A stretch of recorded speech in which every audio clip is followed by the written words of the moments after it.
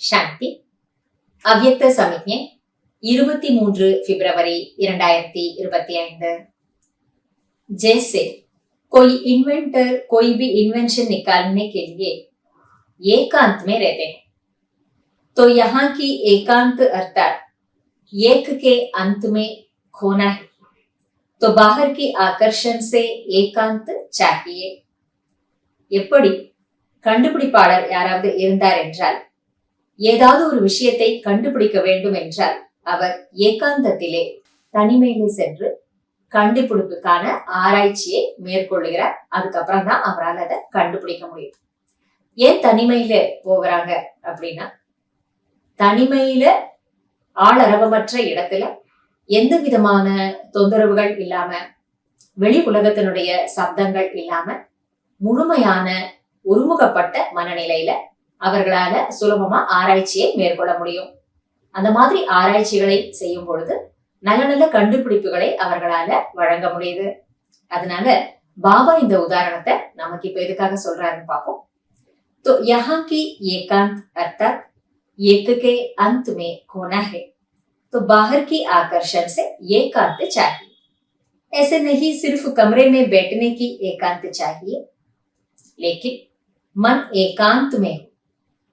பாபா சொல்றார், ஒரு தனி அறையில நாம உட்கார்ந்துகிட்டோம், அதுல எனக்கு தனிமை வேணும், அதாவது ஸ்தூலமான தனிமை.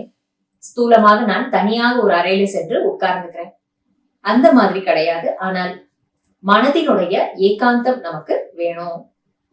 வெளிப்புறமான அனைத்து வித கவர்ச்சியிலிருந்து விடுபட்ட ஒரு ஏகாந்தம் நமக்கு வேணும்ன்றத பாபா வந்து சொல்றாரு. சோ இங்க ஏகாந்தம் என்றால் தனிமையிலே இருப்பது அப்படின்னு, ஒருவருடைய அன்பிலே மூழ்கிய நிலையிலே இருப்பது, இதுதான் ஏகாந்தம் என்று நம்ம சொல்றோம். मन की एकाग्रता अर्थात एक की याद में रहना, एकाग्र होना, यही एकांत है।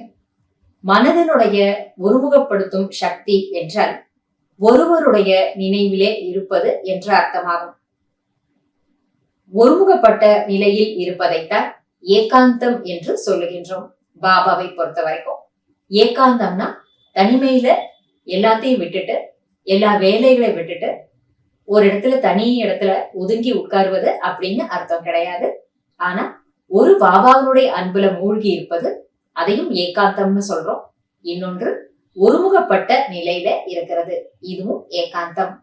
வெளி கவர்ச்சியிலிருந்து விலகின நிலையில இருக்கிறத பாபா ஏகாந்தம் அப்படின்னு சொல்றாரு. இந்த விதமான ஏகாந்தத்தை நாம அனுபவம் செய்து பார்க்கணும். நன்றி பாபா. ஓம் சாந்தி.